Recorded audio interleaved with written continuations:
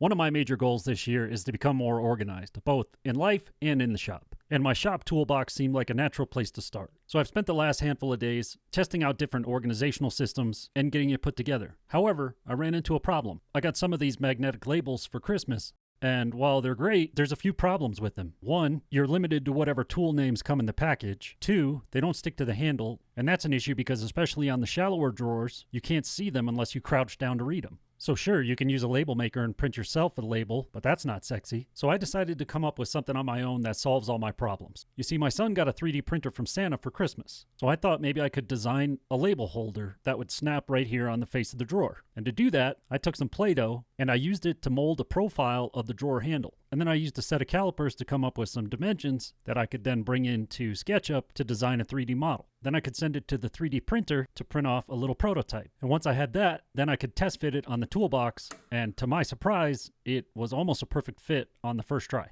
which almost never happens. So after a few fine-tuning adjustments, I had a prototype that I was happy with that snapped on really solidly, and you can also slide it back and forth so you can move where it is on the drawer. So then I just set the printer to print a bunch of them. And while that was going on, I picked up some anodized aluminum blanks that I could engrave on my laser so that I could customize the text to write whatever tools I wanted. And once they're finished, I could just slide them right in to the little window I designed in the front of the holder. And then I got to do the very satisfying process of just clipping them on all the drawers wherever I needed them. And I could have stopped there, but my son and I decided to take the prototype to Lowe's and Home Depot to see if it would fit on the other toolboxes, which unfortunately it didn't. But I also brought along some Play-Doh just in case, and I took molds of those as well. So after a little trial and error and a couple trips to the store, I now also have versions for Cobalt and Husky toolboxes. So if this is something that you're interested in 3D printing for yourself, you can find the files available for download at the link in my bio.